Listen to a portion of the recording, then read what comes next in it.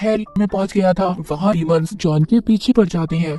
कहानी के शुरू में हमें एक वेपन हथियार के बारे में बताया जाता है जिसको तकदीर का भाला भी कहा जाता था। सबका कहना ये था कि जिसके हाथ में भी वो हथियार होगा उसकी दुनिया में हुकूमत होगी। लेकिन वर्ल्ड वॉर 2 के बाद वो हथियार कहीं पर गायब हो गया, जिसके बाद वो आज तक किसी को भी नहीं मिल पाया। हमें एक शहर दिखाया जाता है जहाँ पर हम एक आदमी को देखते हैं जो एक चर्च की सफाई कर रहा था। तभी उसी खुदाई करते हुए वहाँ पर एक कपड़े में लिपटा वो हथियार मिल जाता है, यानी कि तकदीर का भाला। जैसे ही वो आदमी उसे अपने हाथ में पकड़ता है तो उसके हाथ पर एक अजीब सा निशान बन जाता है। उसे हर तरफ से अजीब अजीब आवाजें भी सुनाई देने लगी थी। उसे न जाने क्या हो गया था, वो अपने होश में ही नहीं रहता। वो वहाँ से जाने लगता है। जब वो आदमी थोड़ा सा आगे जाता है तो उसका खतरनाक एक्सीडेंट होता है, पर उसे कुछ भी नहीं हुआ था। मगर जिस गाड़ी से उसका एक्सीडेंट हुआ था वो गाड़ी पूरी तरह तबाह हो गई थी, टूट फूट जाती है। यहीं से हमें आगे लॉस एंजलिस शहर का सीन दिखाया जाता है, जहाँ पर एक आदमी जिसका नाम जॉन कॉन्स्टेंटीन था, उसको एक लड़की के अंदर से डीमन निकालने के लिए बुलाया गया था। जॉन दरअसल एक पैरानॉर्मल इन्वेस्टिगेटर होता है जो डीमंस को निकालने का काम और उनसे बात भी कर सकता था। अब क्योंकि डीमन ने पूरी तरह से उस लड़की पर अपना काबू कर लिया था, जॉन उस डीमन को एक होली निशान और अपने मंत्रों का इस्तेमाल करके उस डीमन को एक शीशे के अंदर कैद कर लेता है। पर वो शीशा टूट गया था, जिससे वो डीमन अब उस लड़की के अंदर से चला तो जाता है पर अभी भी वो इसी दुनिया में ही था। यहाँ पर मैं आपको बता दूं कि कोई भी डीमन या एंजल यानी फरिश्ता ऐसे ही दुनिया में नहीं आ सकते थे, क्योंकि ये गॉड और डेविल शैतान के असूल के खिलाफ था। उन्होंने अपना एक असूल बनाया था कि कोई भी डीमन या फरिश्ता उनकी इजाजत के बगैर दुनिया में नहीं जाएगा, क्योंकि डीमंस और फरिश्ते दुनिया में आकर लोगों को अच्छे या बुरे काम करने की तरफ ले जाते थे। तो इसीलिए गॉड और शैतान ने ये असूल बनाया। वो चाहते थे कि इंसान अपनी मर्जी से दुनिया में रहकर अच्छे या बुरे काम करे, ताकि इंसान अपने अच्छे या बुरे काम का खुद जिम्मेदार हो। तो जॉन अब इस बात को सोचने लगता है कि गॉड और शैतान के बनाए गए असूल के खिलाफ ये डीमन दुनिया में कैसे आ सकता है। तो इसीलिए जॉन अपने एक पुराने दोस्त के पास जाता है जो चर्च के फादर थे। उनके पास चीजों को हाथ लगाकर यानी उन्हें छूकर चीजों के बारे में पता करने की ताकत थी। इसीलिए वो अपने दोस्त फादर को उस डीमन पर नजर रखने का और साथ ही ये भी कहता है कि अगर कुछ भी कहीं पर बुरा हो तो मुझे फौरन बताए। इसके बाद जॉन अपने असिस्टेंट के साथ डॉक्टर के पास जाता है, जहाँ पर डॉक्टर उसको बताती है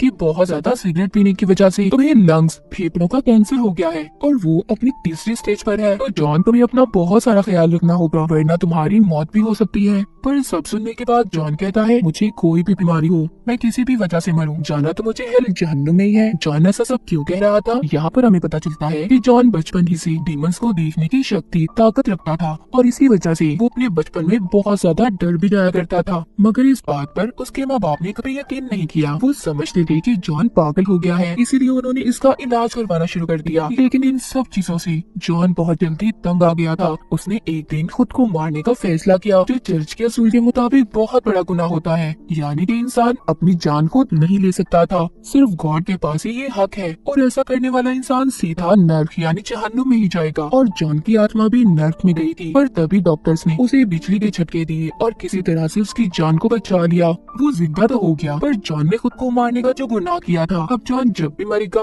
वो हेल यानी नर्क में ही जाएगा। इस एक्सीडेंट के बाद जॉन ने अपने अंदर की ताकतों को जाना और दुनिया में रहकर इंसानों के अंदर से डीमंस को निकालने का काम शुरू कर दिया, ताकि वो दुनिया में रहकर अच्छे काम करे, लोगों की जान बचाए। पर जॉन के बच जाने का शैतान को बहुत दुख था। तभी उसने ये कसम खाई थी कि जॉन जब भी मरेगा उसे शैतान लेने खुद दुनिया में आएगा। इसके बाद दिखाया जाता है कि जॉन एक चर्च में जाता है, जहाँ पर वो एक फीमेल फरिश्ते से मिलता है। वो फरिश्ता गॉड के करीब थी। जॉन उसे कहता है कि अब उसकी सोल आत्मा को गॉड माफ कर दे, क्योंकि अब तो वो अच्छे काम कर रहा है। पर फरिश्ता कहती है कि तुम्हारा मकसद सिर्फ अच्छे काम करके जन्नत में जाना है, तुम अभी भी एक खुदगर्ज इंसान हो जो सिर्फ अपना मकसद पूरा करने के लिए लोगों की जान को बचाता है। सब आगे जाने के बाद जॉन को गुस्सा आ गया था, वो वहाँ से चला जाता है।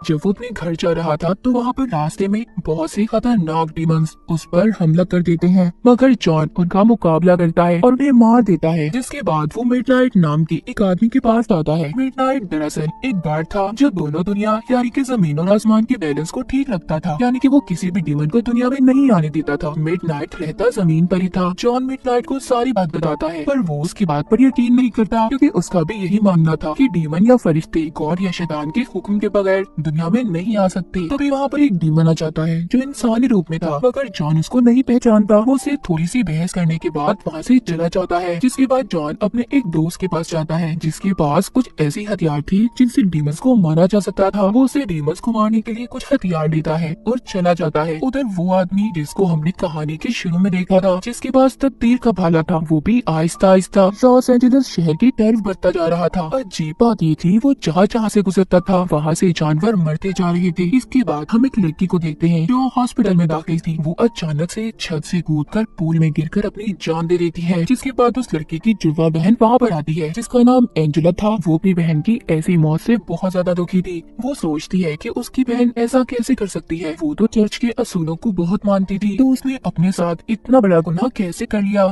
जिसका साफ मतलब अब उसकी आत्मा सीधा हेल में जाएगी। एंजेला की बहन के हाथ पर भी वही निशान था जो हमने कहानी के शुरू में उस आदमी की बाजू पर देखा था। एंजेला बैठी अब अपनी बहन की मरने से पहले की वीडियो देखती है, जिसमें मरने से पहले उसने जॉन कॉन्स्टेंटीन का नाम लिया था। तभी एंजेला अब जॉन के पास जाती है, मगर यहाँ पर जॉन एंजेला की मदद करने से मना कर देता है क्योंकि वो अपनी मौत और नर्क हेल वाली बात पर बहुत ज्यादा परेशान था। जब एंजेला उसके घर से जाने लगती है तो तभी जॉन देखता है कि उसके पीछे कुछ डीमंस थे जो एंजेला का पीछा कर रहे थे, इसलिए वो जल्दी से उसके पीछे जाता है और उसे उन डीमन से बचा लेता है। अब जॉन उसका साथ देने के लिए तैयार हो गया था। वो उसकी बहन की केस के बारे में भी जानने की कोशिश करता है। वो एक बिल्ली को हाथ में लेकर अपने पाँव को पानी में डालकर बैठ जाता है। ऐसा करने से वो हेल यानी नर्क में पहुंच गया था। वहाँ पर वो एंजेला की बहन की आत्मा से मिलता है। वो बताती है कि हाँ, मैंने खुद अपनी जान ली है, पर किस वजह से। इससे पहले वो बताती वहाँ नर्क के डीमंस जॉन के पीछे पड़ जाते हैं, जिस वजह से बिना बात जाने अब जॉन को वापिस से दुनिया में आना पड़ता है। उधर फादर जो जॉन की दोस्त थे, उन्हें एंजेला की बहन से जुड़े कुछ सबूत मिलते हैं, तो वो हॉस्पिटल में एंजेला की बहन की लाश के पास जाते हैं। जब वो उसकी बाजू पर निशान देखते हैं और जब वो उसकी बाजू को पकड़ते हैं तो उन्हें पता नहीं क्या हो गया था। वहीं पर वो तड़प तड़प कर मर जाते हैं।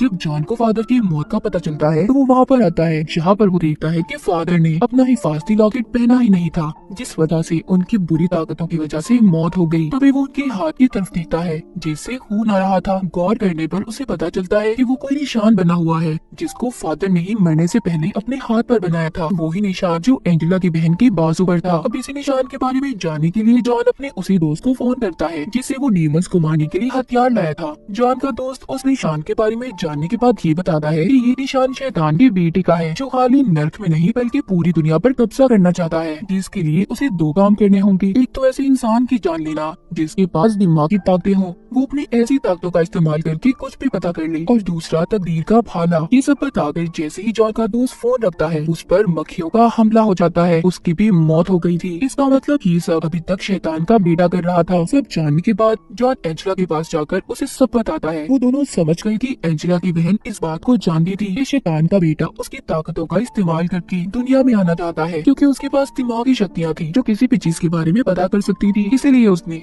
जानबूझकर अपनी जान दे दी ताकि शैतान का बेटा अपने इस मकसद में कभी कामयाबी ना हो। एंजेला बताती है कि उसके पास भी ऐसी ही ताकतें थी जैसी उसकी बहन के पास, पर उसने अपनी इन ताकतों के बारे में कभी जाना ही नहीं, इसीलिए वो ताकतें उससे दूर हो गई। पर एंजेला अब अपनी ताकतों को वापस से हासिल करना चाहती थी, इसलिए वो जॉन की मदद मांगती है। जॉन उसको एक बात तब में निपटा देता है। वो पानी के अंदर उसके मुंह को तब तक रखता है जब तक वो मौत के करीब नहीं पहुंच जाती। तभी अचानक से एंजेला बाहर आ जाती है। मौत को इतना करीब देखने की वजह से उसकी ताकतें वापस आ गई थी। एंजेला अब यहाँ पर अपनी दिमागी ताकत का इस्तेमाल करके जॉन को बताती है कि फादर और तुम्हारे दोस्त को एक डीमन ने मारा है जो आधा इंसान और आधा डीमन है। एंजेला उसी डीमन की बात कर रही थी जिससे पहले जॉन मिल चुका था, पर उसने उसे पहचाना नहीं था। सब जानने के बाद जॉन उस डीमन के पास जाकर उस पर हॉली वाटर गिराता है जिससे वो अपने असली रूप में आ गया था।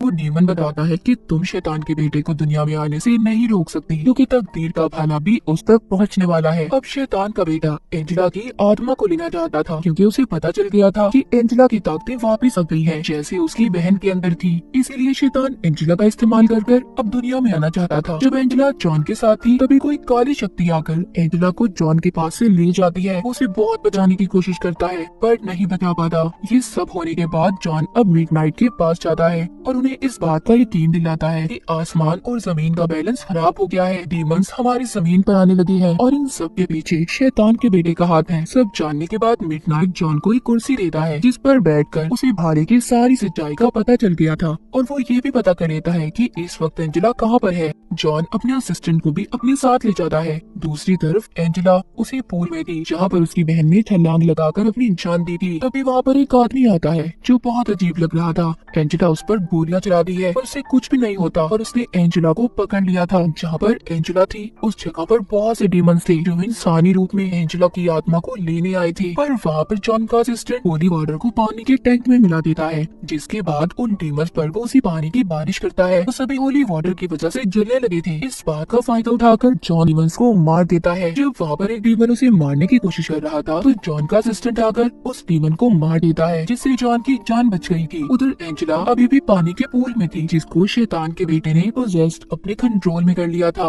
और साथ ही नर्क में भी खींच लेता है। वो एंजेला के जिस्म में आकर दुनिया में आना चाहता था। शैतान के बेटे का प्लान कामयाब हो गया था। जब जॉन पूल के पास आता है तो एंजेला अब पोजेस्ड हो चुकी थी जो जॉन को देखते ही उस पर हमला कर देती है। पर वहाँ पर जॉन और उसका असिस्टेंट उसे काबू में करने की कोशिश करते हैं। जॉन बहुत जोर जोर से मंत्र पढ़ रहा था। तभी उसे ऐसा करते कैंसर की वजह से बहुत ज्यादा तकलीफ हो रही थी मगर उसका ये काम अब उसका असिस्टेंट जारी रखता है। उन दोनों ने एंजेला को ठीक कर दिया था। तभी दोबारा से कोई काली शक्ति आकर जॉन के असिस्टेंट को भी मार देती है। इस बात पर जॉन अब गुस्से में आ गया था। वो जोर जोर से मंत्र पढ़ने लगता है। तभी उधर फीमेल एंजल फरिश्ता आ जाती है क्योंकि उस फीमेल एंजल को ये लगता था कि इंसान हर बार गलती करता है और गॉड से माफी मांगता है जिस पर गॉड उन्हें माफ भी कर देते हैं। पर इंसान को ऐसा करने की सजा मिलनी चाहिए इसलिए वो एंजल शैतान के बेटे का साथ दे रही थी। वो दुनिया में ही इंसान को सजा दिलवाना चाहती थी। जिसके बाद वो जॉन को एक कमरे में बंद कर देती है और उसी भाले को लेकर शैतान के बेटे को एंजेला के पेट से बाहर निकालने लगती है। जॉन को कुछ समझ नहीं आ रहा था कि वो क्या करे। तभी वो अपने हाथों की दोनों नसों को काट देता है जिससे वो ये बात जानता था कि उसने अगर खुद को मारने की कोशिश की तो शैतान खुद उसे दुनिया में लेने आएगा। और होता भी ऐसा ही है। जब शैतान जॉन के पास आता है तो जॉन उसके बेटे और फरिश्ते की साजिश के बारे में बताता है। वो कहता है तुम्हारा बेटा दुनिया में आकर हर जगह पर अपनी हुकूमत चाहता है। उसका साथ गॉड का फरिश्ता दे रही है। सब जानने के बाद शैतान को गुस्सा आ गया था। वो अपने बेटे को एंजेला के अंदर से वापस